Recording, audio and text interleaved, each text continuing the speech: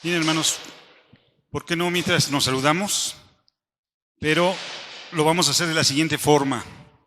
¿Por qué no volteamos con quien está a nuestro lado y le vamos a decir lo siguiente? Jesús ha resucitado.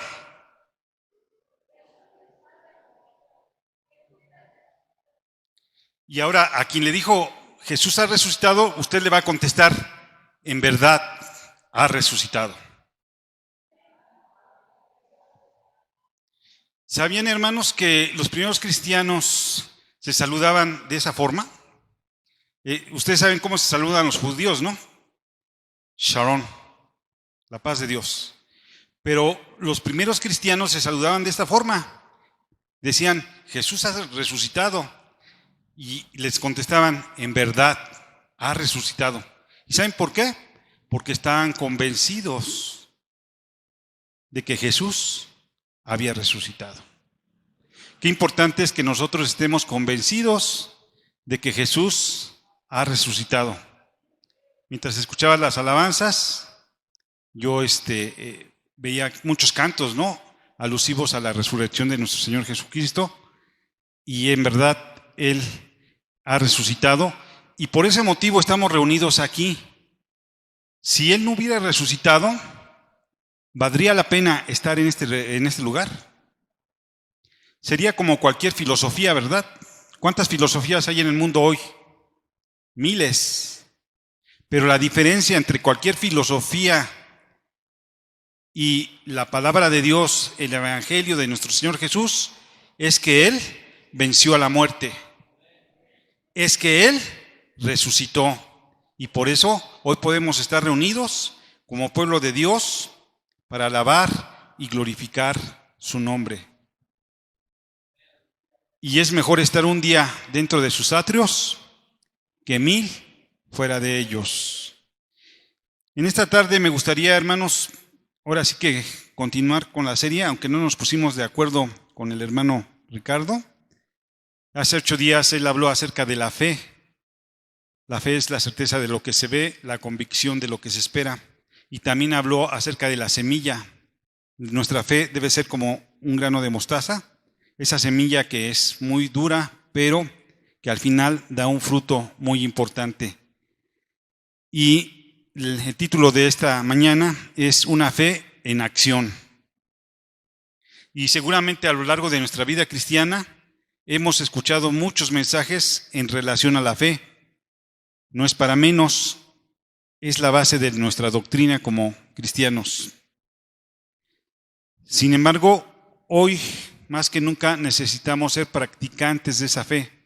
Vivimos de un mundo convulsionado, un mundo que no entiende de verdades absolutas, un mundo que se sumerge en lo relativo, en lo que no, cada quien tiene su verdad y yo debo respetar tu verdad y tú debes respetar la mía y tú la mía.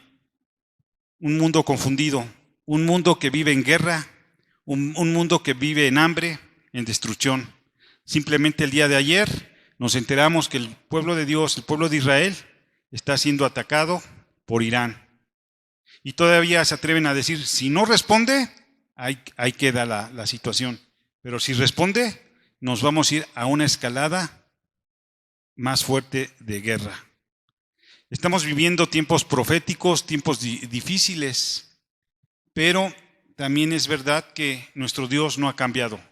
Nuestro Dios sigue siendo el mismo ayer, hoy y lo seguirá siendo por siempre, porque Él es eterno y porque su amor no ha cambiado para cada uno de nosotros.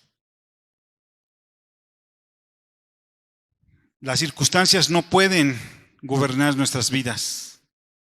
Yo sé que muchos podemos estar pasando por pruebas, por dificultades, por situaciones complejas, pero esas circunstancias no pueden cambiar nuestras vidas. Solamente la palabra de Dios es la que puede ser nuestra guía en medio de esos momentos. Yo les voy a invitar a abrir la palabra de nuestro Dios en esta tarde en el Evangelio según San Marcos y vamos a leer del capítulo 2, versículos 1 al 11.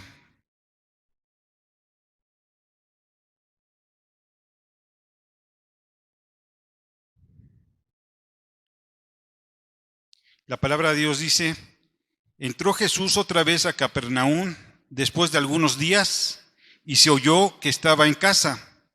E inmediatamente se juntaron muchos, de manera que ya no cabían ni aún a la puerta, y les predicaba la palabra.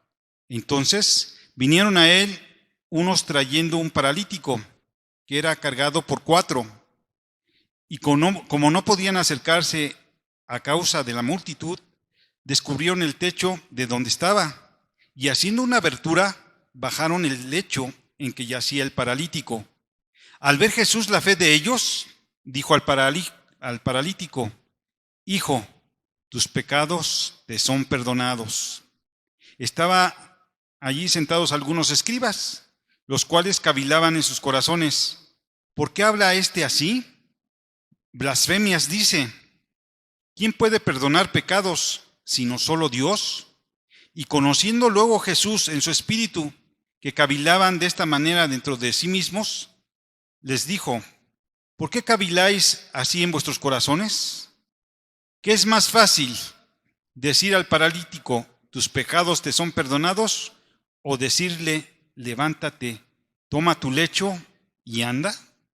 Pues para que sepáis que el Hijo del Hombre tiene potestad en la tierra para perdonar pecados, a ti te digo: levántate, toma tu lecho y vete a tu casa. Entonces él se levantó enseguida y tomando su lecho salió delante de todos, de manera que todos se asombraron y glorificaron a Dios diciendo: nunca hemos visto tal cosa. Amén. La palabra de Dios es una bendición y de este texto podemos profundizar un poco en la enseñanza. Vemos 4 hombres, ¿verdad? Y vemos un paralítico que está enfermo. La palabra no nos dice de dónde eran estas personas, ni el paralítico ni las 4 personas. Pero aquí vemos que estas 4 personas tomaron una decisión en favor de quien se encontraba en ese estado paralítico. ¿Qué decisión tomaron? Decidieron llevarlo ¿a dónde? A Capernaum. No sabemos si Capernaum estaba lejos, estaba cerca, lejos, o cuántos kilómetros tenían que recorrer para llegar a Capernaum. Sin embargo, estas personas tomaron la decisión de llevar al paralítico. No sabemos si estas personas eran familia, no sabemos si estas personas eran amigos, no sabemos si estas personas eran conocidos únicamente del paralítico, pero lo que sí creo que podemos observar es que tuvieron misericordia, tuvieron amor. ¿Para quién? Para el paralítico. Y habían escuchado de la fama de quién? Del Maestro, de Jesús. Para ese entonces Jesús ya predicaba en aldeas, en ciudades. ¿Qué predicaba? Las buenas nuevas de salvación. Pero también, ¿qué hacía? Sanaba enfermos, echaba fuera demonios, hacía milagros y prodigios. Y estos 4 hombres dijeron: vamos a hacer algo por este paralítico. ¿Y qué fue lo que hicieron? Lo llevaron a Capernaum. Cuando llegan a Capernaum, ¿qué sucede? Encuentran que el lugar donde estaba Jesús, ¿cómo se encontraba? Lleno de personas. Tan es así que no podían ni siquiera acceder, no podían pasar. Ese fue el primer obstáculo, ¿no? Yo traigo a mi enfermo, quiero llevarlo a los pies de Jesús, pero la ciudad está atiborrada. Hay demasiada gente, no pueden entrar. ¿Y qué pasó con estas 4 personas? ¿Se quedaron quietos? Pudieron haber dicho: pues mejor nos regresamos. Lástima. En esta ocasión no pudimos llegar a ver al Maestro. No pudimos llegar a los pies de Jesús. Sin embargo, ellos toman una decisión. Suben al techo. ¿Y qué hacen? Hacen un boquete en el techo. ¿Para qué? para bajar al paralítico para que Jesús lo viera. ¿Qué es lo que vemos? Vemos la acción de 4 personas que no se dieron por vencidas y que hicieron lo posible por la persona a la que amaban, a la que estimaban, con la que querían que fuera sano y salvo. Y a mí lo que más me impresiona, cuando los ve Jesús, ¿qué pasa? Jesús quedó asombrado. ¿Se imaginan a Jesús, el maestro, asombrado? Dice, estos amigos de veras que tienen fe, ¿no? ¿Por qué están asombrado Jesús? Por la fe de estas personas. ¿Y cuáles son las primeras palabras que les dice Jesús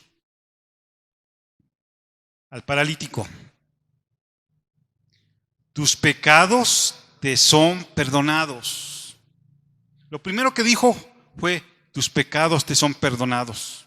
No lo sanó, Primero le dijo, tus pecados te son perdonados.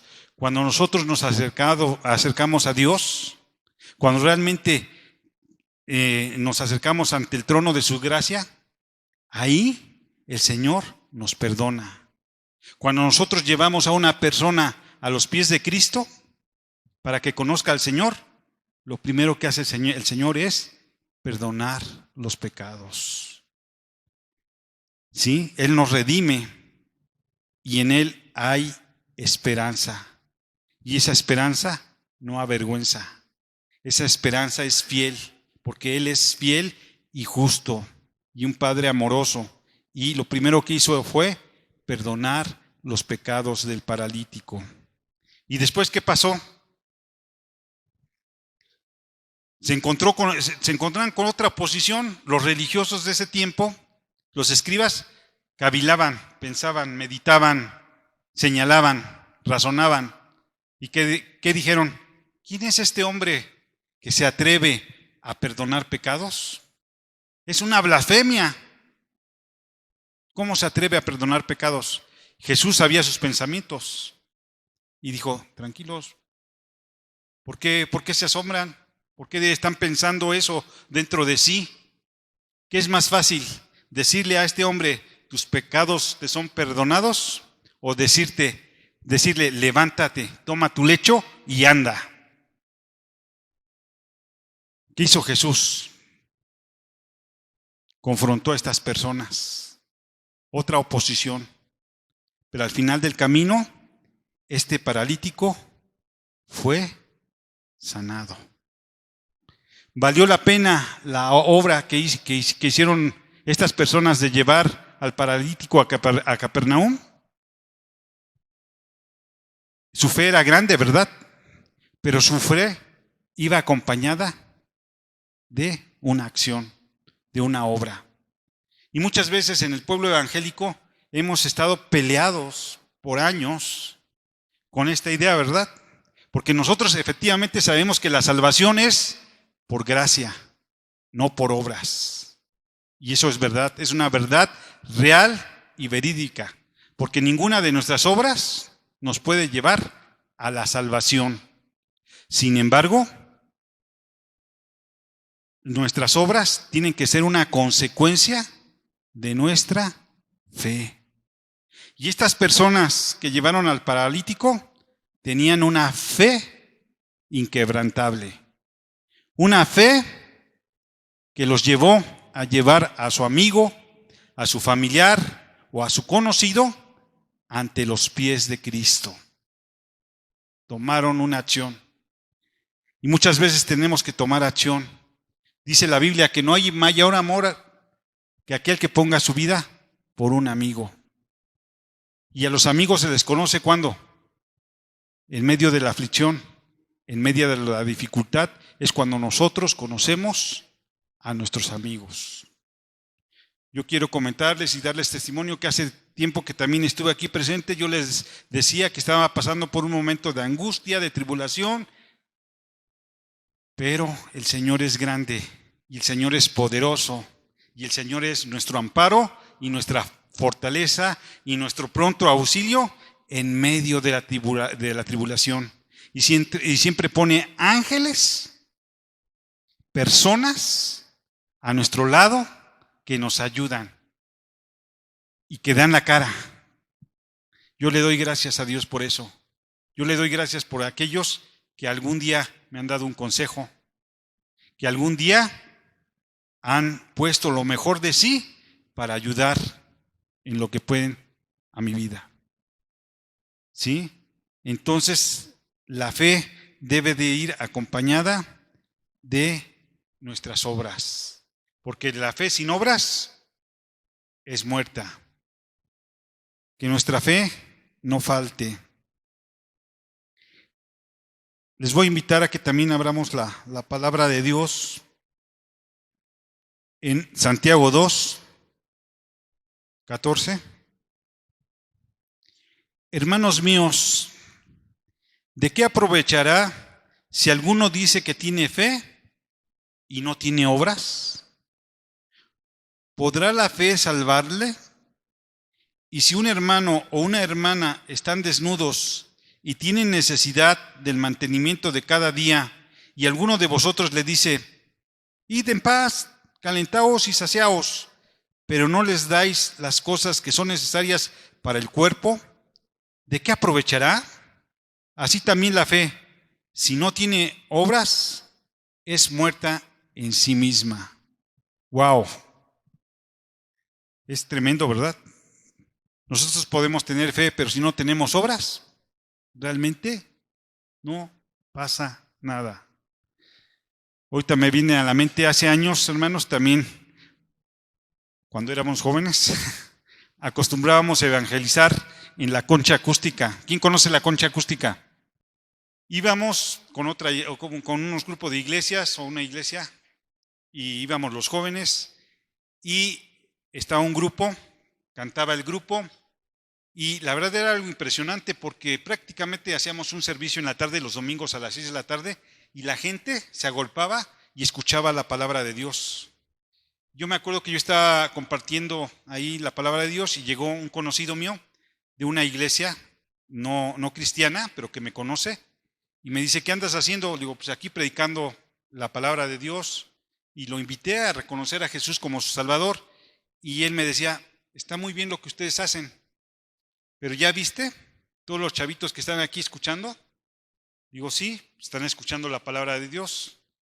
Y él me decía, está bien que les traigan ustedes la palabra de Dios, pero ¿por qué no les traen de comer? Porque ellos también necesitan comer, son niños en situación de calle. Yo era joven, les digo, me quedé pensando y le digo, tienes razón, y yo creo que para la próxima ocasión les vamos a traer un lunch para comer, pero les vamos a traer el lunch, van a comer, se van a saciar y hasta ahí va a quedar.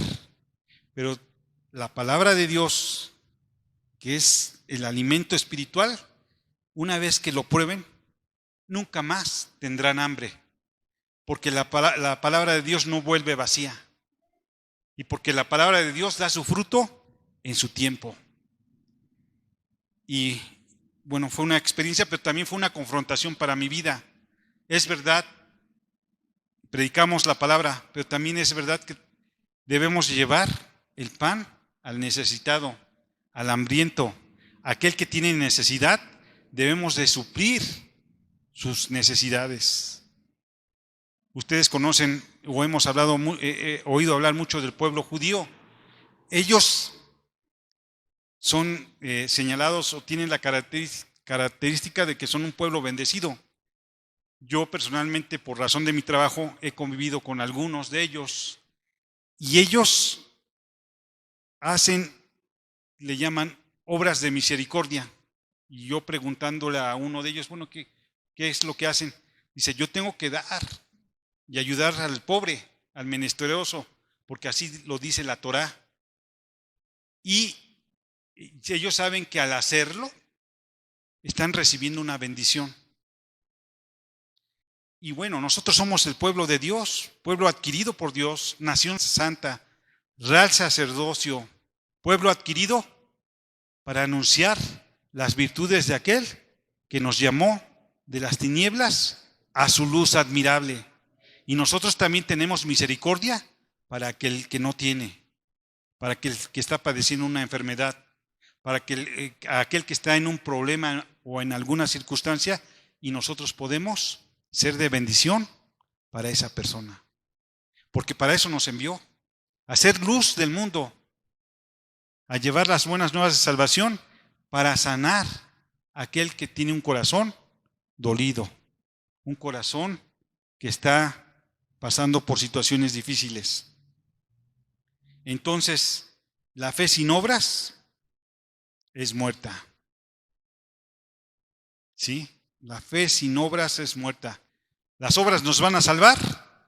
No, pero las obras son una consecuencia de nuestra fe. Entonces nuestra fe siempre debe de ir acompañada de acciones de gracias. Hace tiempo también el pastor nos dejó una tarea. Yo veo que algunos acostumbran a anotar, otros a lo mejor no, pero yo quiero tener un poco de memoria, y él dijo, les voy a dejar una tarea para que me digan, para que ustedes en su casa estudien y digan cuál es la mejor forma o cómo las personas se pueden acercar más al Señor. Y yo me quedé pensando y dije, está muy buena esta pregunta. Y la verdad es que yo hice mi tarea y se la mandé. Yo encontré que existen medios de gracia. ¿Qué son los medios de gracia? Son aquellas enseñanzas en la Biblia que no nos cuesta nada, pero que podemos hacer uso de ellas para tener una relación con Dios. ¿Cuáles son esos medios de gracia? La oración, la lectura de la palabra, el compañerismo cristiano, la comunión, la Santa Cena. ¿Sabían que los primeros cristianos, cada que se reunían, participaban de la Santa Cena? ¿Y saben por qué participaban de la Santa Cena? Porque recordaban la muerte de Jesús, pero también recordaban que Él va a regresar pronto. Y no nos cuesta nada. Y la fe es un medio de gracia. No nos cuesta. Solamente tenemos que creer y creerle al Señor. La pregunta en esta tarde es, ¿le creemos al Señor? ¿O somos como los escribas que decimos, bueno, ¿será cierto? ¿Quién se cree que perdona pecados? Le decían. A lo mejor no nos decimos nosotros eso, pero podemos decir, ¿a poco será verdad? ¿Cristo viene pronto? Amén. Cristo viene pronto y va a venir por su iglesia. Una iglesia limpia, una iglesia sin mancha, sin arruga. Nos preparamos para todo en la vida, ¿verdad? Nos preparamos para una profesión. Nos preparamos para una carrera. Nos preparamos inclusive para hacer un guiso. Pero la pregunta es, ¿estamos preparados para el encuentro glorioso con nuestro Señor Jesús? ¿Realmente estamos preparados, hermanos? ¿Realmente tenemos fe? ¿O cuando viene un problema, una dificultad, una lucha, nuestra fe se acaba? No, hermanos. Tenemos que pedirle a Dios que nuestra fe no falte, sino que nuestra fe se acrecente. Y le damos gracias a Dios por las pruebas, porque en medio de las pruebas, la gracia de Dios se manifiesta y se multiplica. Porque gracias a esas pruebas, gracias a esos problemas que pasamos, nos acercamos más al Señor. Porque podemos ver la vida de una manera diferente. Y cuando Dios nos da una segunda oportunidad, déjenme decirles que es lo más increíble que le puede pasar al ser humano. Su servidor, como ustedes bien lo saben, pasó por una enfermedad muy grave. Estuve postrado en el lecho de mi cama por más de 45 días, intubado, con un infarto, con daño renal y con muchas otras cosas, que los médicos decían, ya no hay remedio, prepárense porque en cualquier momento parte con el Señor. Pero Dios, en su infinito amor y en su infinita misericordia, me dio una nueva oportunidad. Y yo le doy gloria y honra al Señor por eso. Pero le doy honra y gloria a Dios también por todos aquellos que estuvieron clamando, orando, intercediendo por mi vida. Yo le doy gracias a Dios porque mi pastor siempre estuvo allí, orando, clamando, creyendo que Dios podía hacer el milagro, y Dios hizo el milagro. Y déjenme decirles que todavía cuando yo salí, todos los días a las 8 de la noche me hablaba por teléfono y yo todavía débil ahí, y el pastor, vamos a orar, y estamos orando y creyendo, y vamos a hacer uso de la fe. Vamos a hacer uso de la fe. Y esas palabras resonaban en mi mente, pero también en mi corazón. Qué importante es que intercedamos, hermanos. Como lo decía Gus, no podemos estar ahí presentes, ni ser impertinentes y estar ahí. Pero podemos orar desde nuestra casa, clamar a nuestro Dios, que es un Dios poderoso, grande en misericordia y en amor. Y Dios va a hacer su obra. ¿Cómo? Como Él la quiere. A lo mejor nuestros ojos carnales quisieran ver lo que nuestro corazón dice, pero los planes de Dios son perfectos y son eternos. Y Dios va a hacer las cosas como a Él le place, porque Él es soberano. Amén. Yo le doy gracias a Dios por eso. Y porque nuestra fe debe ir acompañada con las obras. Dios utiliza la fe para moldear nuestro carácter. El carácter es la manifestación de lo que estás llegando a ser. El carácter firme es el resultado de tomar decisiones correctas y constantes. El fundamento del carácter es la integridad. ¿Qué es la integridad? La congruencia entre lo que decimos y lo que hacemos. Eso es la integridad.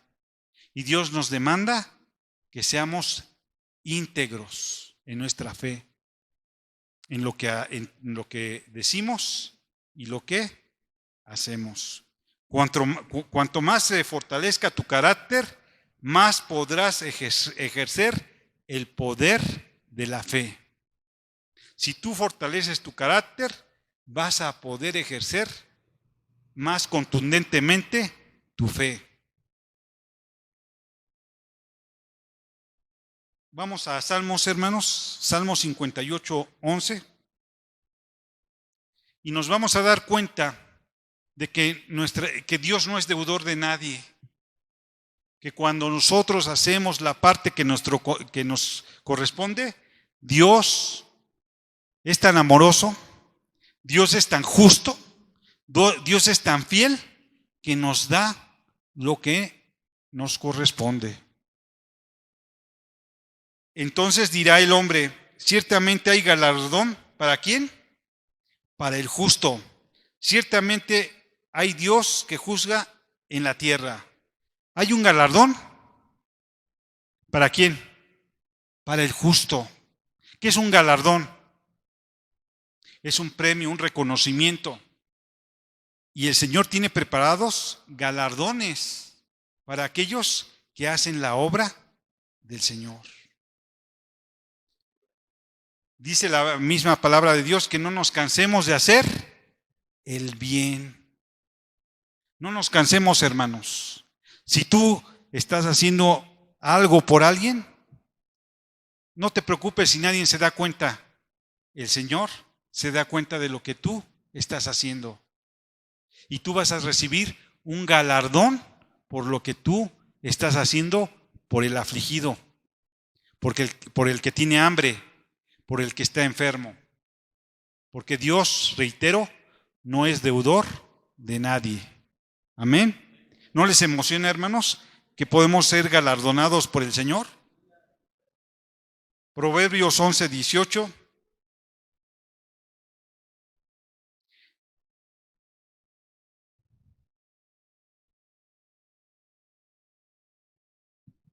El impío hace obra falsa, mas el que siembra justicia tendrá galardón firme.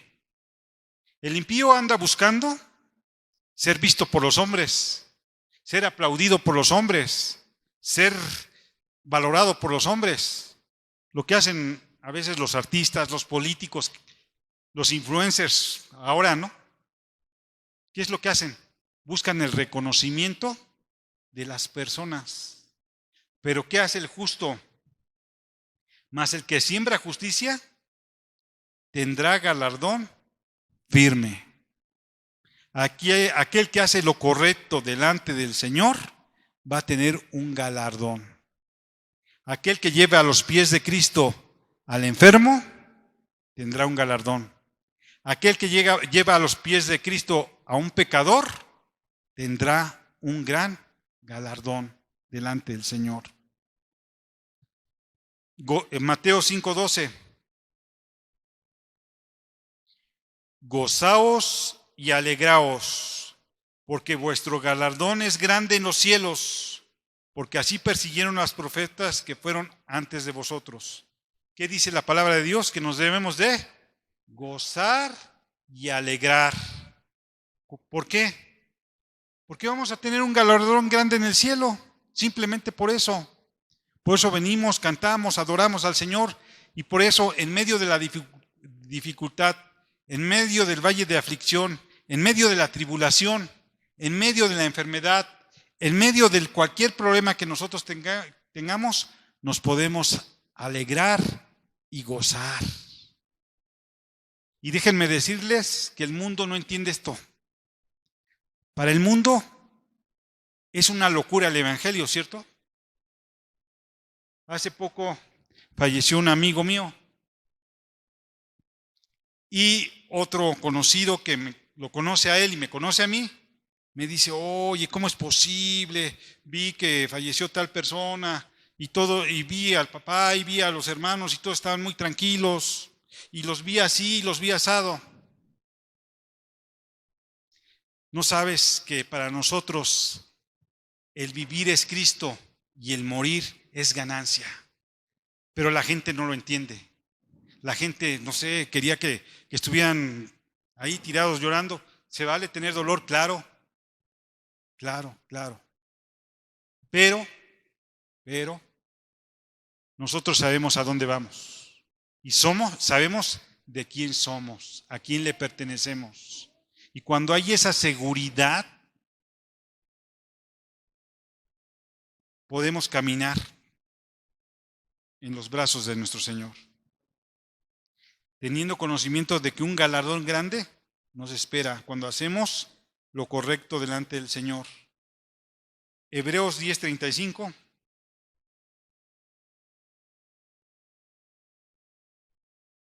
No perdáis, pues, vuestra confianza, que tiene grande galardón. Nuestra confianza es nuestra fe en nuestro Señor Jesucristo. Y no la vamos a perder por nada ni por nadie, porque nuestro galardón es grande.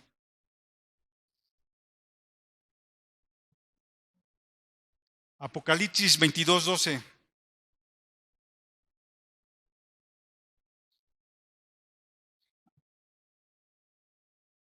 Antes de Apocalipsis 22:11 sería Apocalipsis 11:18, hermanos.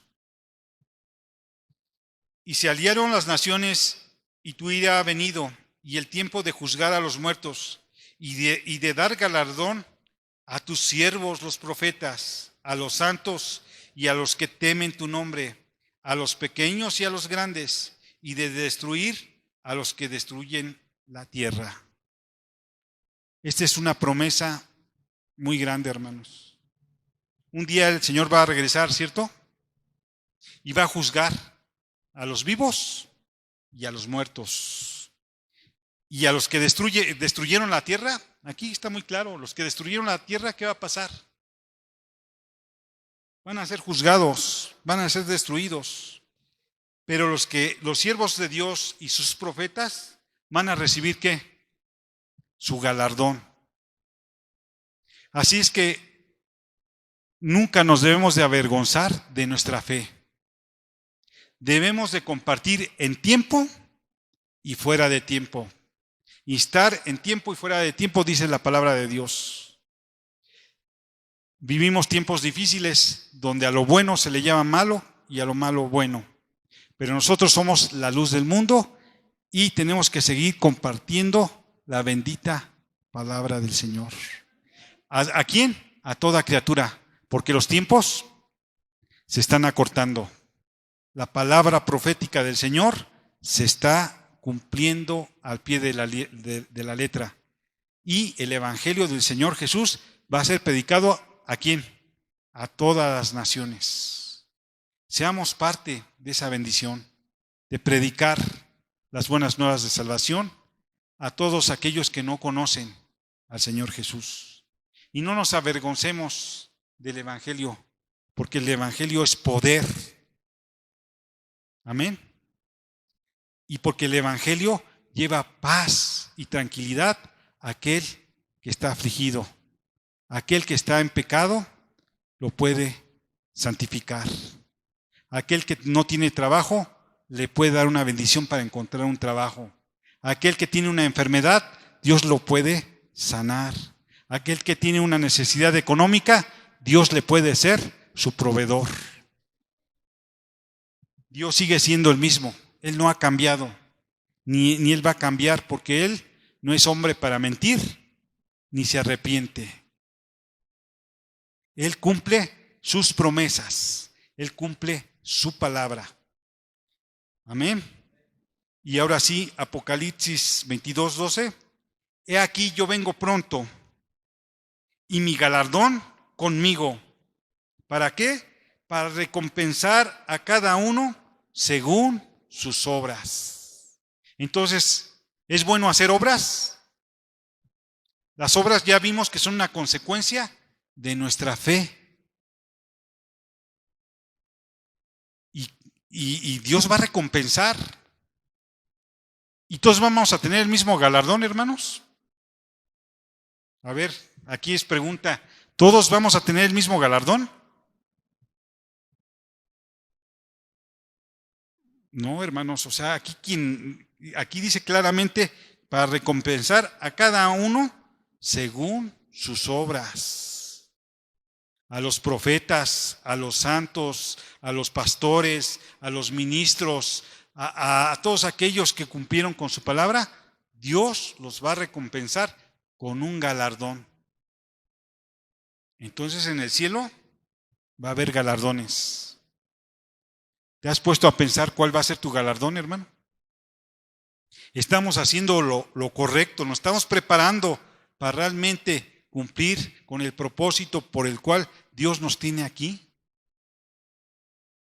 Dios te puso en una familia, Dios te puso en un trabajo, Dios te puso en un medio social donde tú puedes ser la luz, donde tú puedes ser la sal de la tierra, donde tú puedes ser como el buen pastor.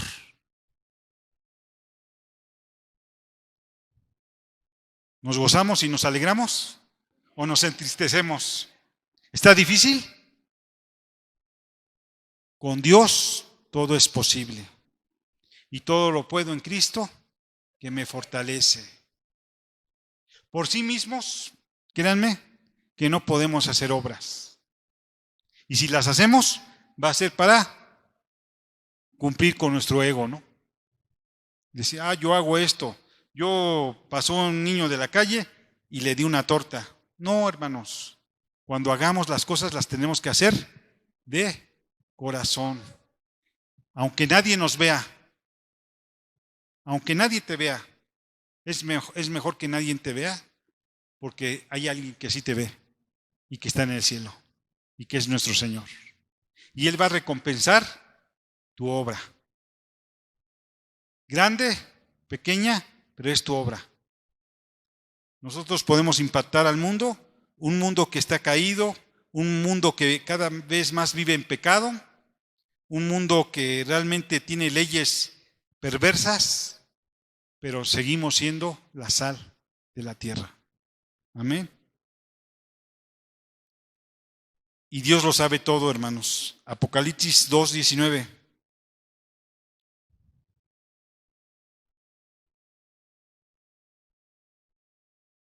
Un mensaje a la iglesia.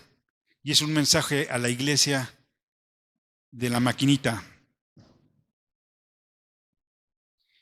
Dice, yo conozco tus obras y amor y fe y servicio y tu paciencia y que tus obras postreras son más que las primeras. Amén.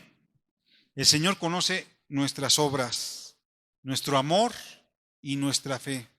Esperemos que nuestras obras sean mayores cada día. Cada día. Por ahí hay un ejercicio que hace una iglesia, se llama el corazón ardiente. Y ellos hacen este ejercicio, es una iglesia histórica, de las llamadas históricas. Ellos hacen este ejercicio. Ellos hacen como un reto y durante 21 días ellos practican la oración, practican el ayuno, practican la lectura de la palabra de Dios, pero también como hábito es practicar una buena obra. ¿Sí? Y esa buena obra ellos la tienen que ir registrando en su diario. Hoy realicé esta obra. Y no es para mostrarla a nadie, para que digan, pues a ver, Jonathan, ¿cuántas obras hiciste? Gus, ¿cuántas obras? No. Cada quien lleva su registro. Y dicen que cuando tú realizas cotidianamente algo, se convierte en un hábito. Y el hábito de hacer una buena obra por los demás nos lleva a tener una mejor relación con nuestro Dios. ¿Cómo sería si mañana pasaras por el hospital y llevaras una torta a alguien que está ahí, un café? ¿Cómo sería si visitáramos un asilo de ancianos y mínimo pudiéramos estar platicando con las personas adultas mayores?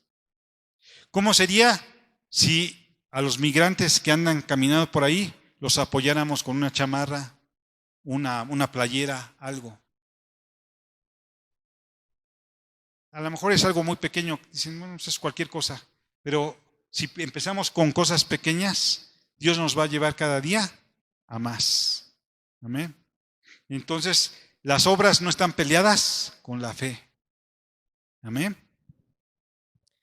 Entonces, esta mañana podemos concluir en el pasaje que leíamos en Marcos, en el Evangelio según San Marcos 2, que las personas que llevaron al paralítico primero tomaron una decisión. Después se trasladaron a Capernaum.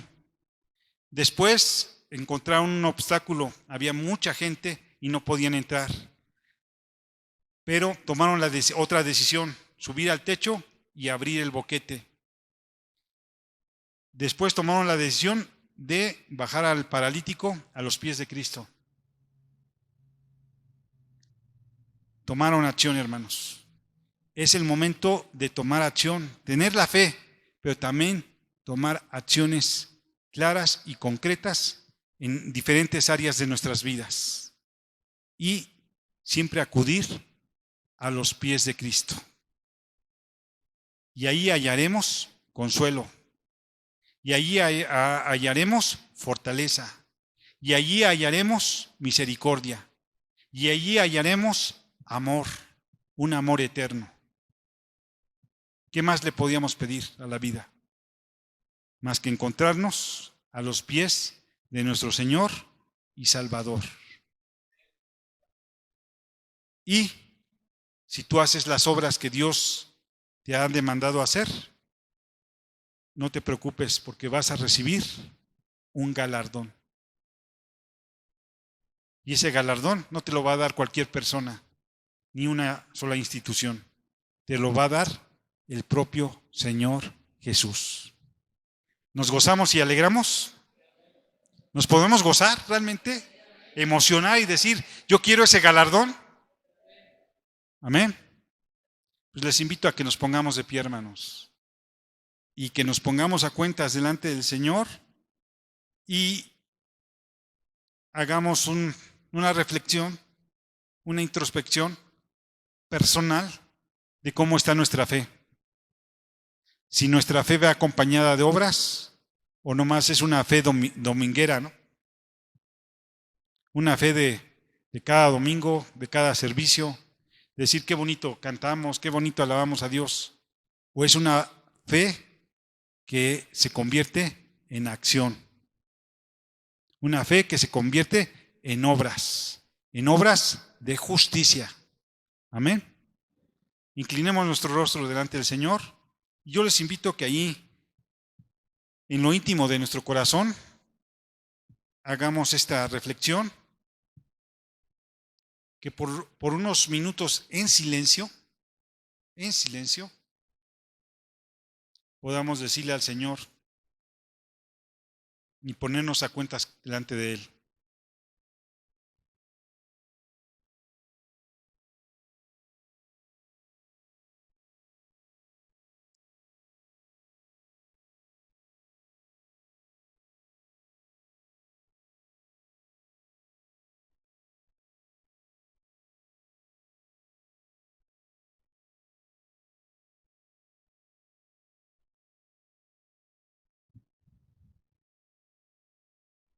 Padre Santo, en esta tarde te damos gracias porque tu palabra nos habla día a día y porque hoy podemos entender que nuestra fe debe de ir acompañada con obras, con acciones.